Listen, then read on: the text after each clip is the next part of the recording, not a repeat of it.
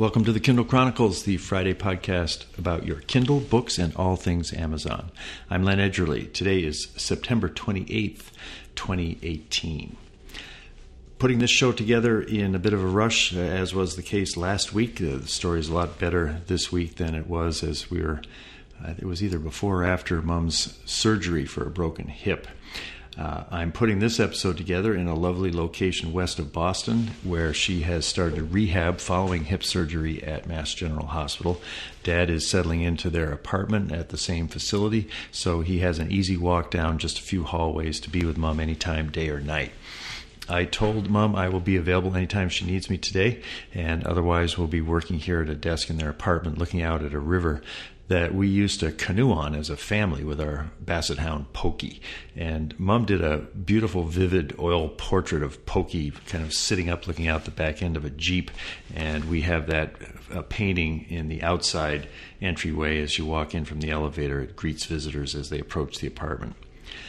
This has not been an easy stretch of road for our family, but I am grateful to have the trials taking place in such a healing and well-run place, aided by a highly professional and empathetic staff. I also want to thank those of you that have sent your notices of support, prayers coming from everywhere from Dallas to Poland, and I always pass them along to Mom, and she gets a big kick out of the idea that the people that listen to this show are out there pulling for. Much appreciated. And you're going to hear a greeting from my mother at the end of the show. I recorded it earlier today down in her room in the rehab wing, and I hope you'll enjoy it. 2 days ago here, I recorded a conversation with this week's guest, Paul Slavin, who is CEO of Open Road Integrated Media. Open Road has been a pioneer in making high-quality backlist books available in digital format, and that means Slavin keeps watch on reported declines in the ebook share of overall book publishing. Despite what some say, it's not that that the consumer is turned off from ebooks. It's not that something's happening out there. It's where people are focusing their marketing efforts. I had hoped to do something more like a normal show today, but as the day wore on, it was clear that I am going to have to abbreviate it. I'll have some of my homemade bumpers as last week, and I'm going to present the interview first and then follow it with audio excerpts from The Verge's excellent coverage of Amazon's announcement last week of really a dizzying array of new Alexa-powered devices. Dan Seifert was there at the Amazon Domes in Seattle, filing immediately after Dave Limp's overview of the products. I have covered events like that in the past. I know how challenging it is to record first impression videos without a script, and never mind when there's not just a few devices to talk about, but well over 50. Dan's work under that pressure shows him to be a talented tech journalist, and I like how he isn't afraid to express his personal enthusiasm for some of these cool new devices. With that, let's turn to the interview. Do-do-do-do, Paul Slavin was named CEO of Open Road Integrated Media in May of 2016. I have been a big fan of Open Road ever since it was founded in 2009 by Jane Friedman for the purpose of making high-quality backlist book titles available as ebooks. And I had Jane on the show a few times before she retired. When I last spoke with Paul Slavin in January of 2017, he was aspiring to lead Open Road to its first full year of profitability. An innovative initiative he told us about at the time was called Open Road Ignition, which helps other publishers to increase sales of their backlist titles. Well, we've really focused on the consumer and understanding their needs because they tell us, because we pay attention from a data perspective and what they're looking at and what they buy. And we noticed over time that as good a catalog as we had of 12,000 or so books, there were just plenty of things we were not able to fulfill for them. I always use the example of somebody who happens to really dig Amish romance, of which there is, a subset out there that really likes that. Well, we only have 40. And somebody who likes Amish romance can read one a week, and we're going to run out of them very fast. So the genesis of it is how do we provide them with more things that they desire, more things that they love? Because, again, and you'll hear me say this over and over again, we are about satisfying as best as possible the needs of our consumers, whether they are what we characterize as owned consumers or rented consumers. We want to give them, obviously, what it is they want. What happened very quickly is we realized that we could sell other publishers' books with great alacrity, right? We discovered that we could increase their sales very dramatically in an area that many of them, from a resource perspective, just couldn't get to. I respect the fact that most publishers are about their new books and getting their new books out. But we don't draw that distinction really between front list and backlist. We just want to give our consumers things that they love and as much of it as possible. But in the process of doing that, we realized that we could really push other people's catalogs, and we're totally cool about that. And we think that's great. It's great for the consumer. It's great for the publisher. How many publishers do you have participating at this point? I think right now we have just under 15, with at least another 15 in what we characterize as our pipeline about to come on. And are they big and small? Genre? Yeah. Mm-hmm. They're from Houghton Mifflin has been a terrific partner. Grove has been a terrific partner. Casemate, Akashic, Skyhorse. We have a lot of really strong partners, and we work with them very closely, and we try to deliver good metrics to them, and we are delivering, without exception, we are delivering significant increases in sales to each one of those publishers. How many titles have been involved so far? So we have about 5,000, and really that's 5,000 that we've acquired pretty much from spring. It wasn't until spring of 2018 that we really ramped this whole process up, and we were experimenting before that. So in August, for instance, we brought on 1,300 books. September, over 1,000. October, we'll launch about 1,200. November, we're on track to about another 1,500. So it's a lot of really great content. Now, the press release that you put out, it said that you've seen as much as triple the sales for a backlist book that's in this program. Maybe you could give a specific example of, I suspect you've got some pretty happy publishers. If you can go into the backlist and generate that kind of an increase. Sure. What do they say? The 3X is our average. We have publishers, and take these with a grain of salt because sometimes it's the first time these books have been out in a long time, but I believe Diversion Books, a small publisher, we're showing 1,200% increases. We've gotten, other people are seeing similar increases. Houghton Mifflin, it's been a 5X increase. Wow. But we can confidently say that we will always deliver more than 100%. And I think our internal average is about 175% increase, some obviously bigger than others. And that can depend on a lot of different factors, right? Why one will do 175 and another will do 1,200%. But 3X, we're very comfortable telling a publisher that we will 3X their sales. Wow. Am I right that the newsletters you're putting out, the Earlybird Newsletters, and I think you've got some others in different genres, are they one of the ways that you are able to have these kinds of good results through Ignition? Sure. I mean, the newsletters are a very powerful way for us to have a one-to-one relationship with our consumers. A consumer has told us what they're interested in.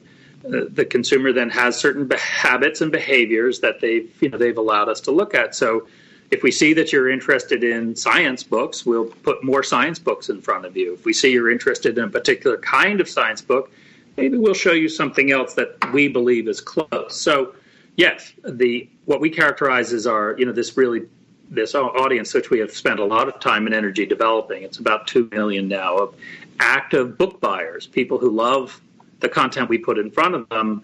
That is a very powerful driver of what it is that we are doing.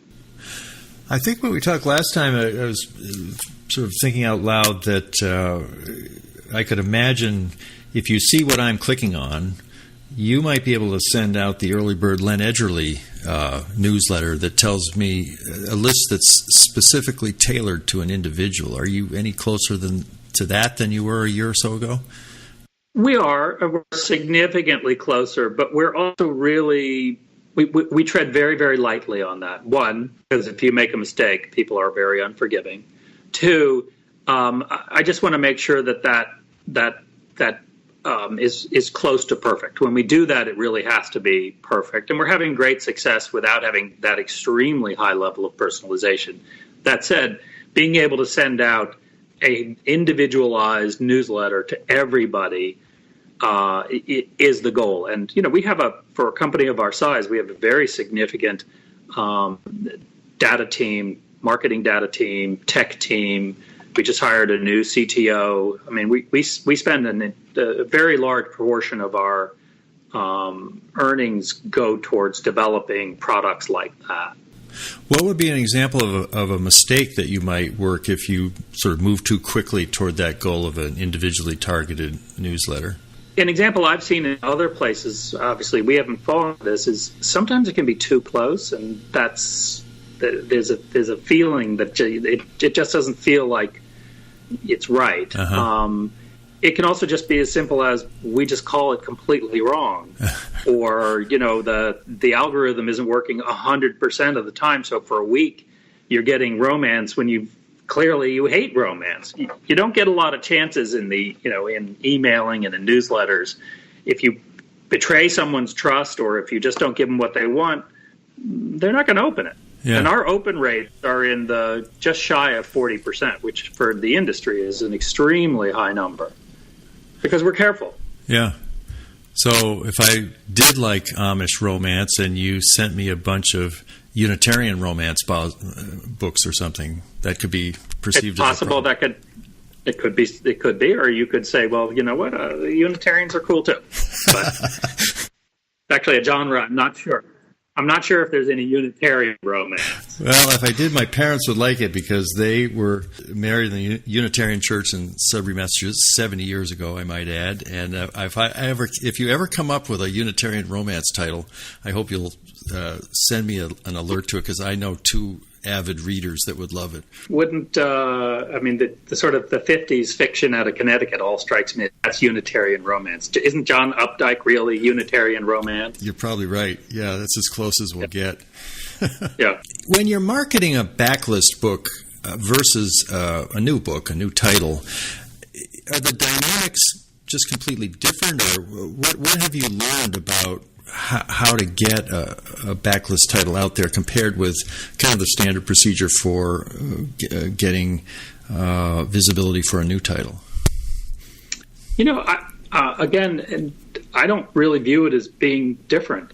Obviously, if you have a Yuval Harari or a James Patterson or somebody who's very, very well known, maybe there's some different things that you do, but essentially, any piece of content, any book, is put it in front of somebody who's interested. Yeah. Right? They don't care whether it's a backlist, a front list. They just care that it fulfills their desire for information or entertainment or something. So I don't really see the difference. It's difficult to get a backlist book reviewed. It happens.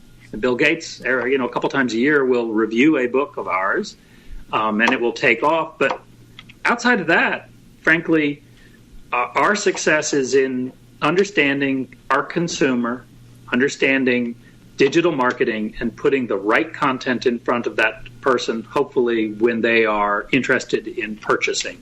Yeah, it doesn't matter when the book was published. No, it could be front list, it could be backlist. It's all the same to us. Yeah, interesting.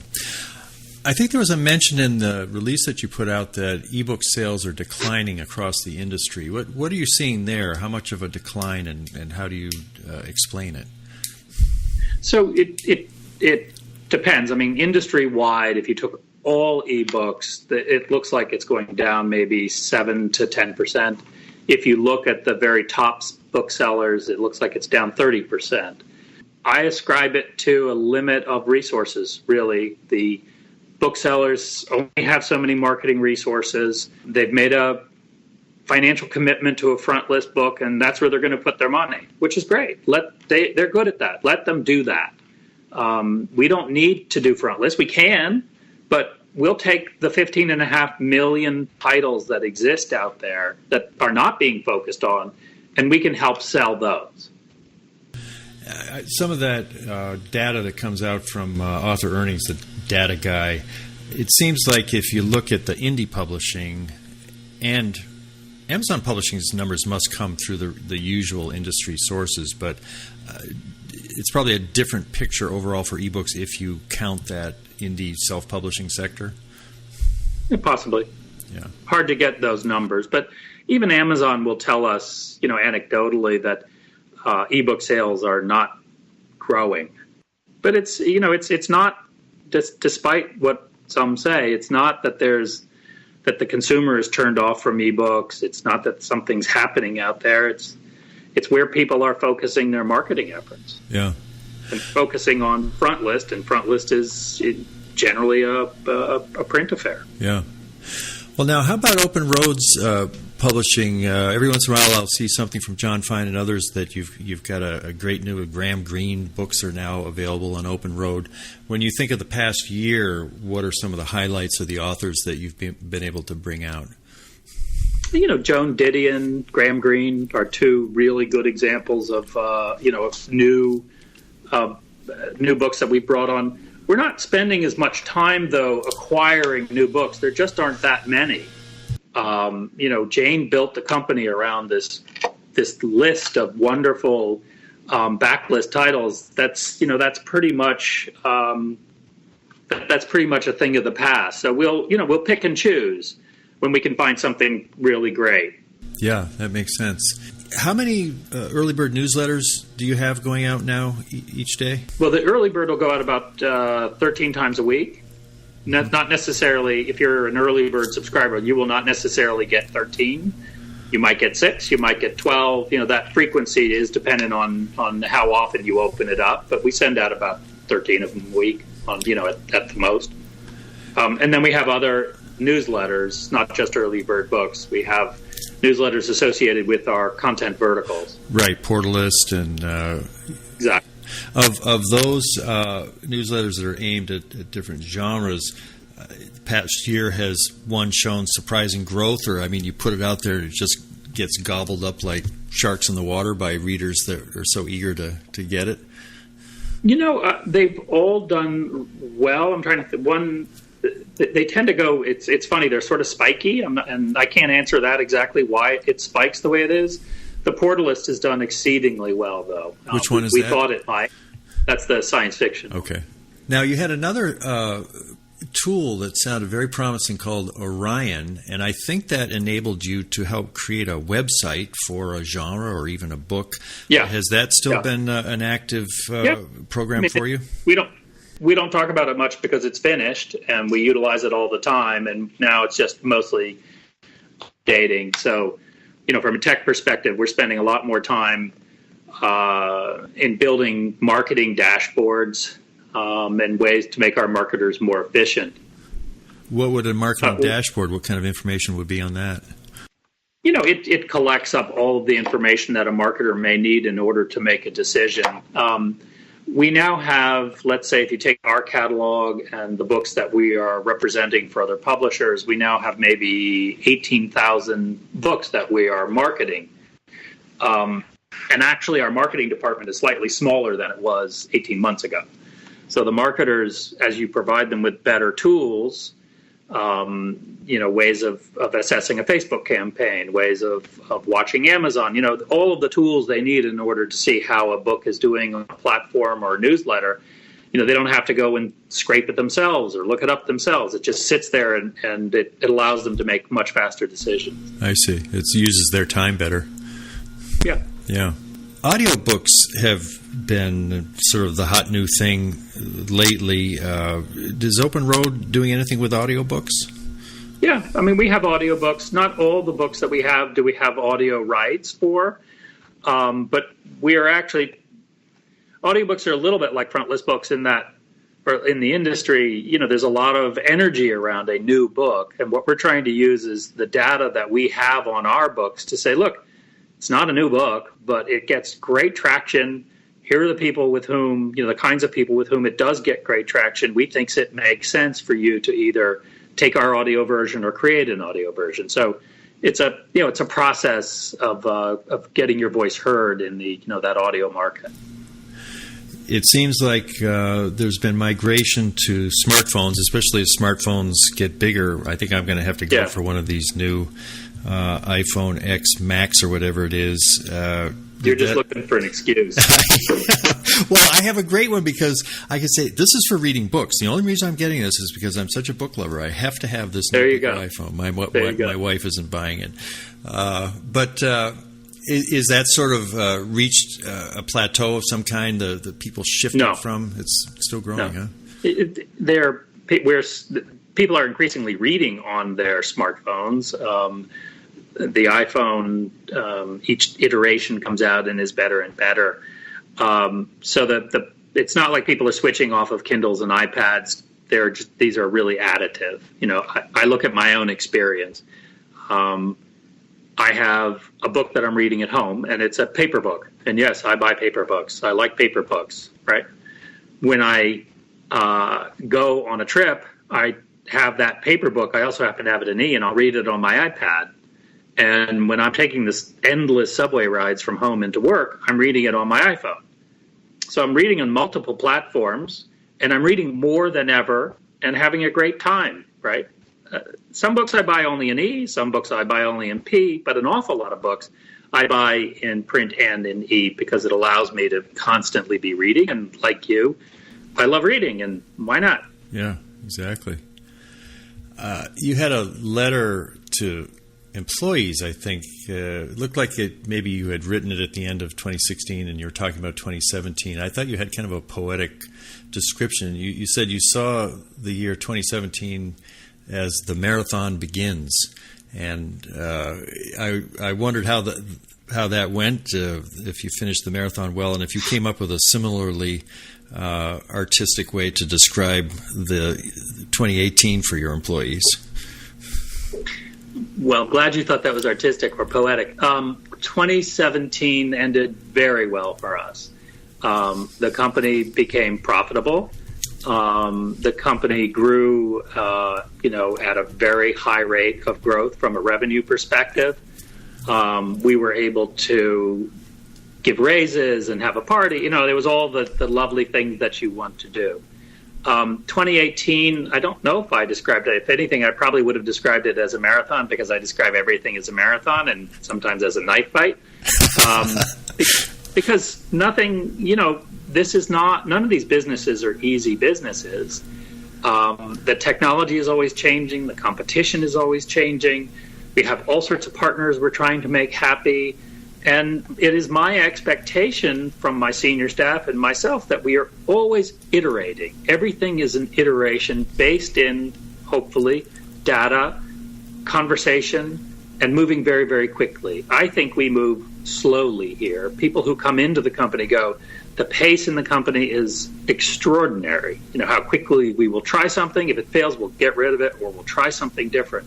So it is a marathon in that every day there's a problem to be solved. Every day there's a new way to put great content in front of our consumers. Every day, the website crashes, or, the server goes down, or, it's something. So it is a marathon. We are not a big company, but we are a company which I believe, and I can take virtually no credit for it. It is our chief marketing officer, Mary McAvaney. It's my CFO. It's my other senior executives who really understand this business. Every single day they're coming up with a new idea, a new way to make the business better, or a new way to make one of our publishing partners happier. How can we make them more money? When we started in Ignition, we were not delivering the high multiples we are now. We were giving them great returns. But, we were looking at 2.5x like 6 months ago. Now we're looking at 3x. So how do you do that, right? What are the processes that we're putting into place? When we would bring in a catalog of books or a selection of books from a publisher, it started by taking us 6 weeks to process, let's say, 500 titles, doing the metadata, making sure that it was the right file, etc. We've got that process now down to a week. Wow. Right? So how that happens is constant asking of why, constant improvement, and a willingness to fail as long as we fail fast. Well, I can't get the image out of my mind of a marathoner in a knife fight. Yeah. Well, you haven't been to New York in a while. That's true.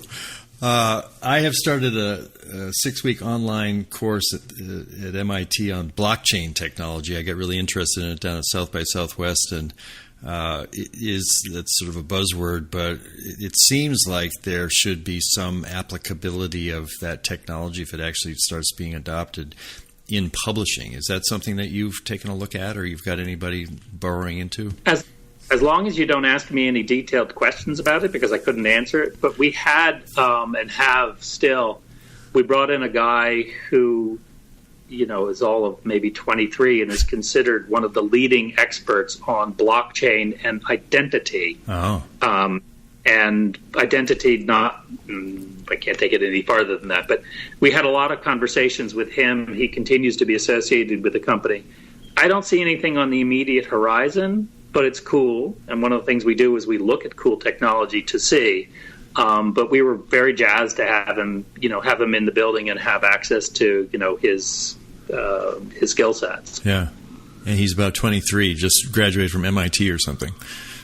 He just graduated from Oxford. Oh, okay. Well, that's almost as good. Yep. Anything else we haven't talked about that's had your attention or you're excited about, especially looking ahead to 2019? Anything on the horizon? Look, from my perspective, I'm looking at building a sustainable, profitable company. We have done very well over the last couple of years. We've gone from a terrific vision, Jane's vision, and we've evolved it significantly. In many respects, it's the same company. In many respects, it's a very different company. And we've grown. We've grown very, very nicely. Next year, if nothing changes, that's a big if. If nothing changes, we will grow explosively. Next year is where the all of the things that we've done should really come into play. IPO? Not necessarily our intent. I mean, we're an investor-backed shop, and I serve at their pleasure. I took my last company on an IPO, and I didn't have a very good time of it, so don't love that. But again, my job is, and our job here is to put great, wonderful content in front of consumers that they're going to love, and then they're going to come back. And as long as we're doing that, everything else takes care of itself. I have been speaking with Paul Slavin, Chief Executive Officer of Open Road Integrated Media. Thanks very much, Paul. Thank you, Len. Let's turn now to the Alexa devices that were announced last week in Seattle.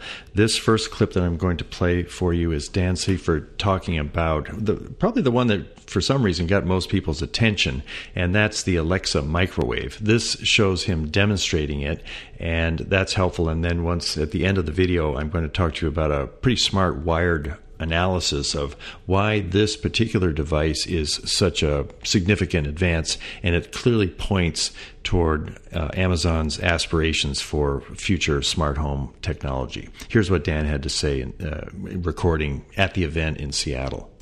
Hey, this is Dan Seifert with The Verge, and I'm here in Amazon's offices where they just announced a bunch of new Echo and Alexa-powered things, and one of the most interesting things that they've announced is the new Amazon Basics microwave. Now, this is a basic microwave. It's a $59.99, 700-watt, 0.7 cubic foot basic microwave, basically the most standard microwave you can look at.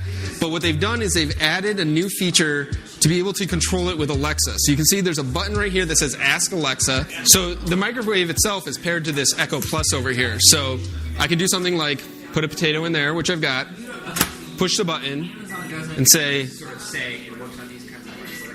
one potato. And it's automatically controlled the microwave to the automatic mode for the potato. You can do this with popcorn, you can do this with defrosting, you can do this with a whole bunch of different things that you might use a microwave for. You can also stop it with your voice. Stop the microwave. And there you go. Now, the other thing that you can do is you can use your voice directly with the Echo Plus without having to touch a microwave at all. So I could say, Alexa, microwave one potato. And it does the exact same thing there. So we'll stop that. 34 seconds. Now, the way that Amazon was able to do this is with the new Amazon Connect module, which adds Bluetooth and Wi-Fi and some of the other things that are necessary to make it possible for appliances to talk to Alexa and talk to the cloud and become smart. Now, Amazon's using this as a kind of a demo of this, the product and the Amazon Connect feature, but you can still buy it. It's $60. You can order it today, and it will ship sometime in November. But what the real model here is for when other appliance makers can easily integrate Alexa services right into their thing. So if it's a washing machine or an oven or a microwave oven or something else like that, it makes it very easy for them to do that. It's pretty interesting. It's pretty wild. And it's pretty cool. I will have a link to that video and the others that I am using from Dan Seifert's coverage of the new products. I want to turn now to that Wired article. It was originally in Wired. I don't see the author's name, but it was a thoughtful take on the microwave, which the microwave came in for some Twitter abuse, which everything does. But this author at Wired said the star and symbol for this bold new wave of Alexa devices is the Amazon Basics microwave. It looks like a regular microwave, not an overly fancy one, a 700-watt microwave. By touching the Alexa button on it, which is at the bottom of the keypad on the outside of the microwave, you can contact a nearby Echo speaker, and that will let you tell the microwave what you want to cook. Apparently there isn't a speaker or a microphone built into the microwave itself. It has to somehow have you talking to an Echo device that does have a microphone. Once you are connected that way, it can do things which the normal microwave can't do, like cook one potato. And in that case, the microwave knows how to do, what power to choose and how much time. You don't have to try to read the manual and find out all these different settings. I've often thought a microwave is kind of useless that way, because there's the ability to do a lot of things with a microwave, which hasn't changed since they were introduced in the 70s, this article points out. But who's going to spend that much time with the manual to figure out where the button is that can cook popcorn or do the potato or different things like that? Now the opportunity to just use the AI quality of Alexa with this device. And the Wired article says, if Amazon gets it right, a voice-controlled microwave could bring this dated device into the 21st century. Microwave has been around since the 70s. I didn't realize this. The sales peaked in the mid-2000s and haven't grown since then. The author said to heat frozen vegetables in my microwave, you have to press the cook button, wait, then press 5, wait, then press 2. There are more than 80 button combinations that you have to memorize to use it precisely. He says it's more difficult than memorizing attack combos in Street Fighter 2. That's a video game I haven't tried yet. Instead, you can maybe do things like defrost 2 cups of frozen peas and then let Alexa and the AI do the heavy lifting. Amazon said at the launch event that the microwave should be able to defrost several types of foods like vegetables or chicken by varying the microwave's power level as well as adjusting the cook time. Standard microwaves, of course, can't learn new tricks, but we all know that Alexa can, so it can be constantly improved. For some things, when I want to warm up my coffee in a microwave, I know where the add 30 seconds button is, and I hit it 4 times to get my coffee to the temperature that I want, and I also know how to stop the microwave by hitting a single button. Some of these things, Alexa is going to take more time and be a pain in the neck to do. But it's intriguing to imagine that the Alexa capability, if it's performed in a subtle and way that Amazon is Amazon will be testing it, of course, it could open up new horizons. It only costs $60, so that's about half the price of some competitors. And the Wired article concludes, if Alexa succeeds and I can forget how long it takes to cook a potato or the mind-numbing button combination I need to defrost veggies in the microwave, count me in.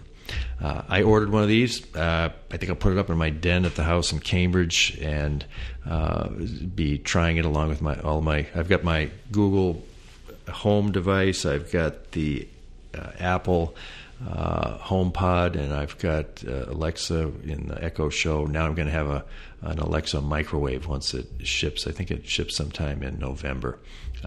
Pretty smart, and this one will be a fun one to watch. The next video that I want to share from Dan, he talks about the Echo Show, the new Echo Show, and this is another device that I used to be able to just buy all the devices when Amazon was announcing a lineup like this, and I certainly am not able to do that with this many devices, but I did order one of the microwaves, and I ordered an Echo Show that has a 10-inch screen instead of the existing 7-inch screen.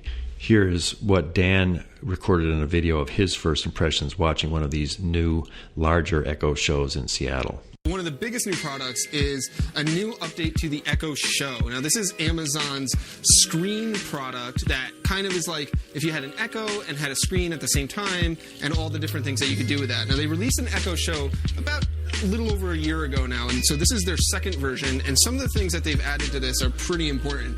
The first and most obvious thing is it's got a way bigger screen. This is now a 10-inch HD display as opposed to the 7-inch screen before. It also has a new refined design. It's kind of still got that little wedge shape going on, but on the back here you can see it's got this nice fabric finish as opposed to the plastic that was before. It's really quite nice looking. It comes in both white or black. And then what they've really done as well is really upgraded the audio quality out of this. You've got two side-firing speakers in the back and then a passive radiator for bass. So when you're listening to music or watching TV or watching a video on this, you can get a lot better quality of sound than you could with the original Echo Show. Now, you can also still do the same types of things with like video chat. You can drop in and call other Echo Shows or Echo products or Echo or Amazon Alexa apps on mobile devices and things like that.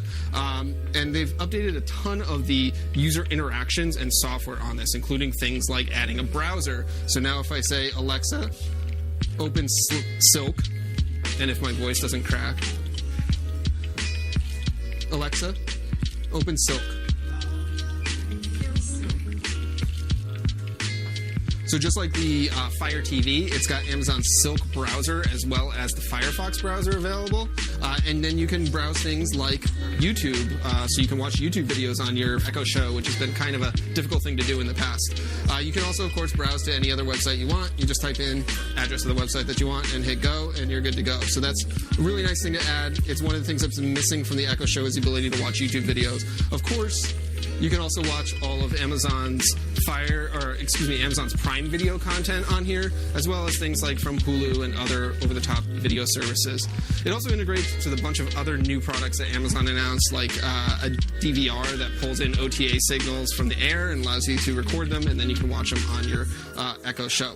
Now, that's the Echo Show. This is going to be $229. It's the same price as the prior model. I believe it's available for order real soon. It's going to be shipping next month. But that's only one of the many things that you've got here. So we've got a lot of other stuff to look at, too. The next device that Dan Seifert did a first impression of at the Seattle event was the new Echo Dot. I'll have a link to this. You'll be able to see the video. It really does look attractive. It's rounded. It's got this sort of fabric sides, and the original Dot, or the previous generation Dot, was just kind of sharp edged, and it didn't. It's amazing how quickly something can start looking out of date just by some new design in the new one.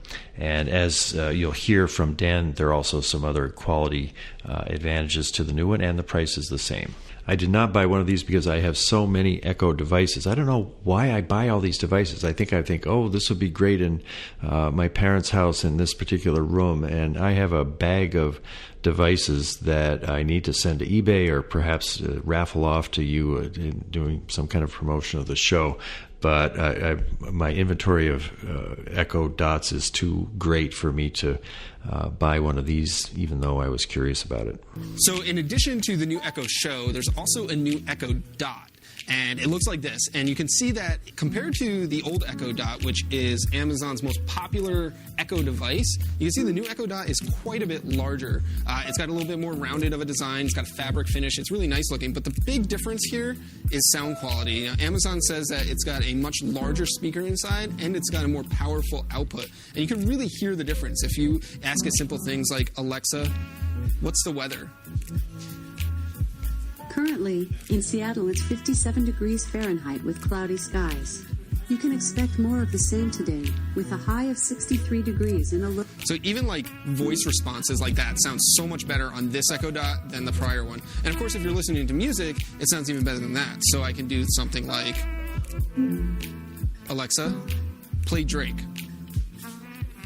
Shuffling songs by Drake on Amazon Music. So it sounds a lot better. That's obvious. Alexa, stop. But the other thing is that you're not losing anything from this Echo Dot to if you're upgrading from the old one. You still have the ability to output to even larger speakers with a 3.5 millimeter headphone jack. You can still Bluetooth pair this to a bigger speaker if you want. And it's got 4 microphones instead of the 7 that the old model had, which might make a difference in how well it's able to hear you from across the room. But we've seen a bunch of products that, like the Google Home, that only have 2 microphones. They're able to hear you pretty well, so that's probably not too much of a concern. And then, of course, now, if you really want to go nuts with your sound, you can pair 2 of these in a stereo setup, and you can have twice as much sound with left and right channels, and you can add the new Echo subwoofer to them, so you can have an actual 2.1 surround sound or 2.1 sound system with just a couple of Echo Dots. Now, just like the Echo Show, this is going to be available for pre-order today. You're going to be shipping next month. It's $49.99, so it's the same price as before. This is looking pretty cool. The third device that I really want to have, but I can't pre-order it yet, is called Echo Auto, the first Echo for your car. It's being offered on an invitation basis only. You can send them an email, which I did right away, and then, like some of the other devices that Amazon has rolled out, you won't be able to buy one unless you receive an email invitation. It only costs $25. It looks like a pretty cool little device. It's going to go in the car. Of course, I can picture it in our Tesla, and enable you to connect to Alexa using your phone. It has 8 microphones in it, so it should be able to pick up the voice a lot better than there was another device I was using in our Ford, and it just had a hard time hearing my voice to connect to Alexa. This is a serious product that Amazon is designing to its standards to connect with the car. It even has things where you can create routines, and as your car approaches your driveway, Alexa will know where you are and will get the car door to open, or the garage door to open, and a lot of things like that. Now, I don't have any pull with Amazon, even though I've been doing a show about Amazon and Kindle and other devices for 10 years. And so the only way I am going to get my hands on this is if I'm lucky enough to have an invitation. In a similar product rollout for the Echo Look, I got a great bit of help from listener Garrett Riley, who did receive an invitation for the Echo Look, didn't think he really wanted the device that much, and so I think he bought it. He had to buy it from his account because that was the one that got the invitation. Then I reimbursed him, and I got an Echo Look, even though I never did get an invitation for it. If by chance you submit a request for an invitation to purchase one of these items, they're only going to cost $25 on the initial rollout, half price, and you don't think you want to have Alexa in your car, or you think it's something you won't use, I would really appreciate your making it available to me so that I can try it out and talk to everybody about it. And if you do succeed in getting an invitation, just send me an email at podchronicles@gmail.com, and I will jump at the chance to try it out with your assistance. I think when the Look came out, I leaned pretty hard on some of my public affairs contacts at Amazon, thinking, hey, and they said, sorry, Len, this thing is not riggable, and even somebody who has done a lot for the company, they all enjoy the show, I think. There was no way to break into this invitation algorithm as to who was going to be getting it, and so I'm at the mercy of the odds here, and I'm sure they're not great. It's not going to be released until sometime later this year. Before I head down to her room in the rehab part of the place here, I want to share my brief conversation that I had with Mom earlier in the day. She knows that I've talked to some poets on the show and that poetry is an interest of mine, and so that's what she was thinking of when I asked her if she would share some remarks with you. This is kind of a fun thing to have happen to me. I've loved poetry all my life, and now my son sends you poems and talks about poetry on the Kindle Chronicles. I wonder how many times the children in a house suddenly hear Lenny reciting a poem that he used to know from his childhood. I think he loves poetry, as I do, and it all rather came from my mother. She used to take us walking in the woods, and she would walk along reciting poems, and one of them was, "The snow had begun, and the gloaming and busily all the night had heaped the fields and highways with a silence deep and white." You still remember that poem? Yeah.